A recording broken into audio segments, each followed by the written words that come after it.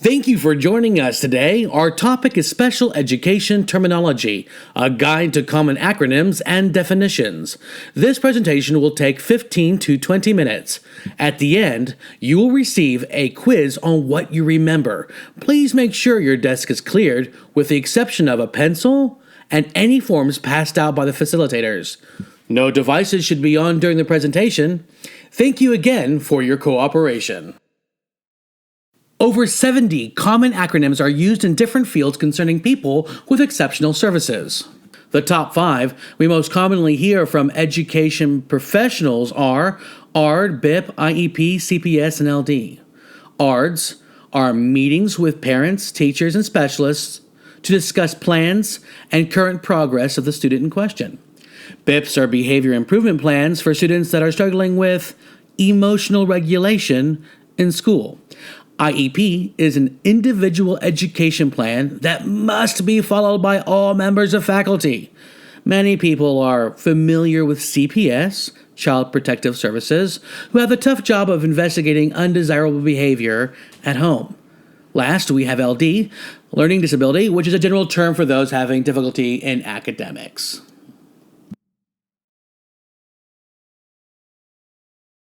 Why is all of this important? Well, 15% of students between the age 3 to 21 are covered under the Individuals with Disabilities Education Act IDEA. Some of these disabilities include specific learning disabilities, autism spectrum disorder, intellectual disability, developmental delay, emotional disturbance, and many more. But special education is a much larger umbrella. 20% of students fall under special education, which includes bilingual education, gifted and talented education, and other non-cognitive or non-neurological disorders. Special education is for students with an exception to the general ability of a typical student. We will be focusing on neurological disorders today. Here are a few more common acronyms. AFDC, Aid to Family with Dependent Children. This is for low to no income families to receive federal and state assistance. Auditory Handicap Services, AH. These are services associated with deaf or hard of hearing students, like learning ASL. AIP, Academic Improvement Plan. This is a little self-explanatory, of course. It's a plan for students and facilitators to ensure academic performance growth. APE, Adaptive Physical Education. This is modified PE, physical education for those with disabilities. AYP, Annual Yearly Progress. This is a measure from the Nickleby, NCLB Act, Leave No Child Behind Act, that judges schools and academic performance through high-stakes testing.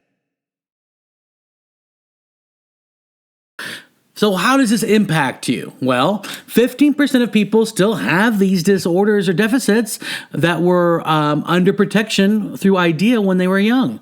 After 21, the number of people with disorders and disabilities increase through drug use, vehicle accidents, work-life stress, and other things.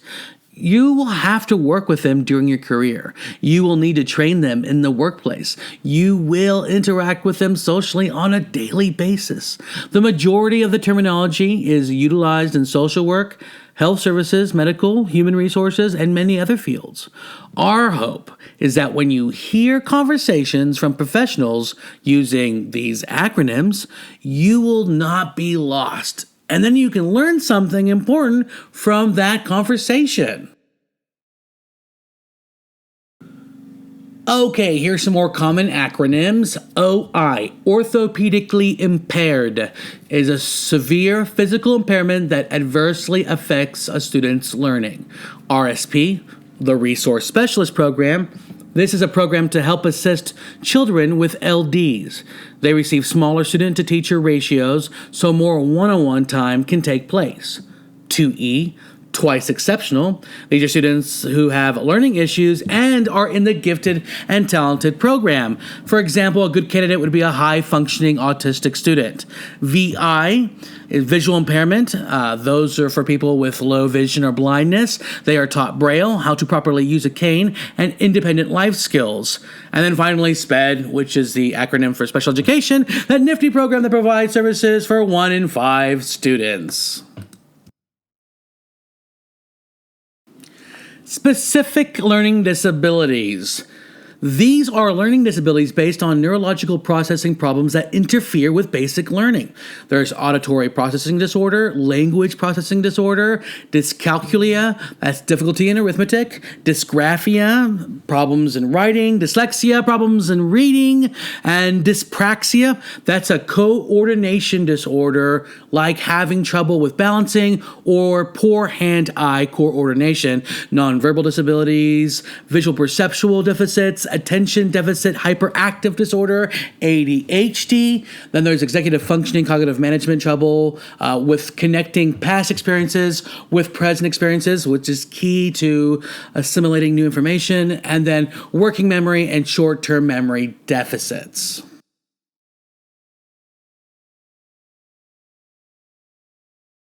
Okay, now it's time for some more of your favorites, common acronyms.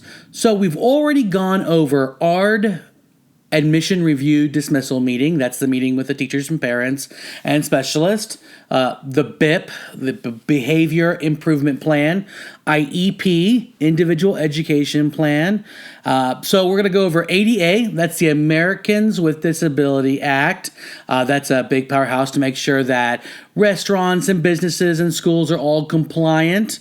And then there's the 504.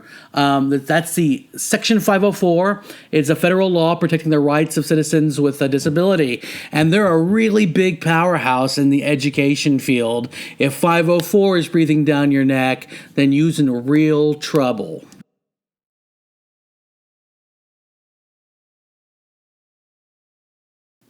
I'd like to mention that I love kitties. I adore kitties. Who wants to say meow with me? Meow, meow, meow, meow, meow.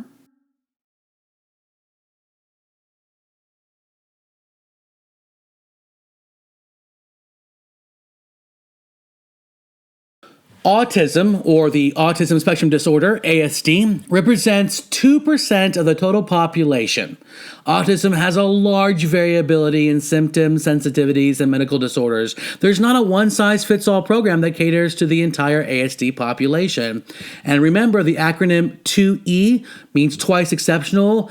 It's very common to find children with ASD that are also in the GT program in their schools. For example, my son has Asperger's, and that makes it really hard for him to read verbal and nonverbal social cues from people, like if they're happy or sad or done listening to him talk. Yet he still has a huge social group and just won first place in an acting competition in state, which is pretty wild for a kid with ASD.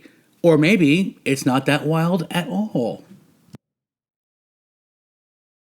And we'll jump right back into it with common acronyms again. We have LEP, which is Limited English Proficiency. For example, if English Second Language, ESL student is learning English but not all the way there yet. LLD, Language Learning Disabilities. LRE, Least Restrictive Environment. This is a big thing when being in the inclusion program. We want to make sure that everyone is not coddled or their hand is held the entire time. We want them to be able to explore as far as they can with the least restriction possible. And then there's LSH, Language, Speech, Hearing, which is usually just written down in the R. It's like we need to test for language, speech, and hearing. And then MD for multiple disabilities.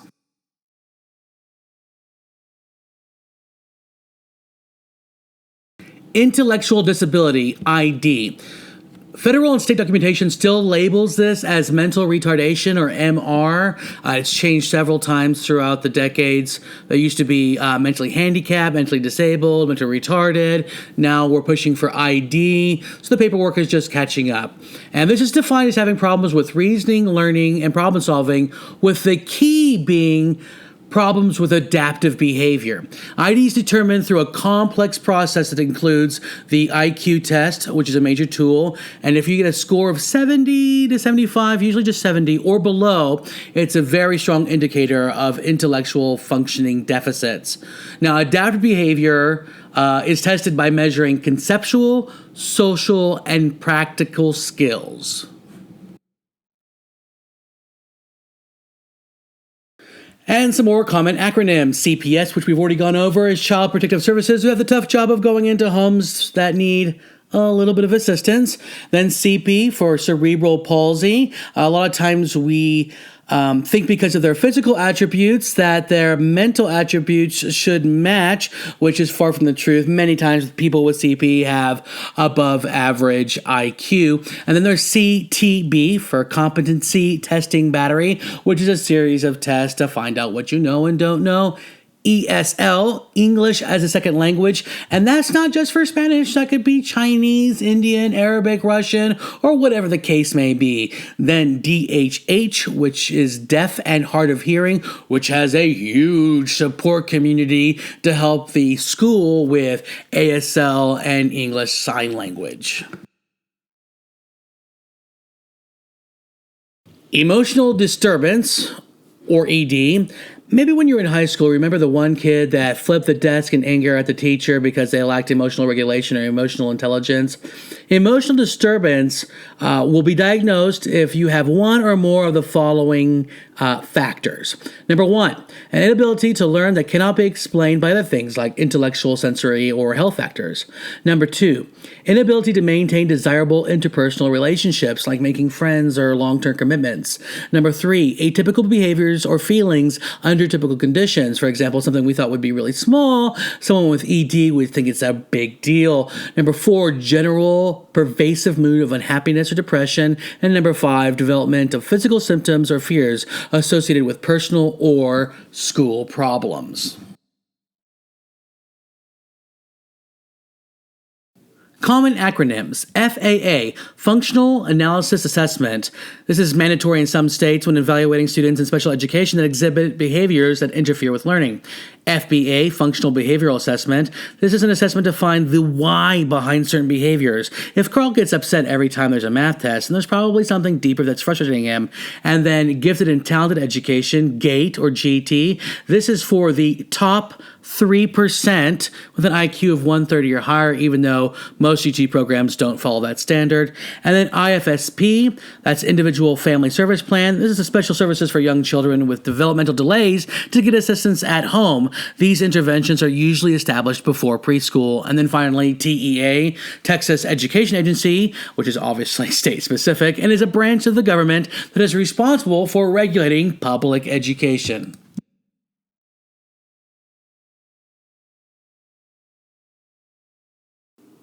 Did I mention that I like kitties? This kitty has had a rough day. Meow, meow. That's a mood. Meow, meow, meow.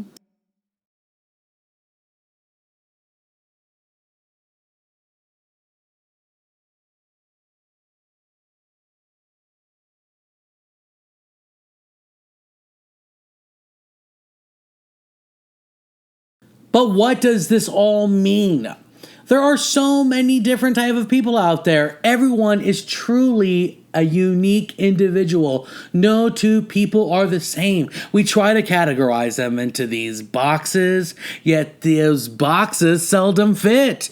We've created countless strategies and styles of instruction for people, yet we still have one heck of a hard time assisting everyone. Each one of these labels or acronyms are associated with different policies and procedures.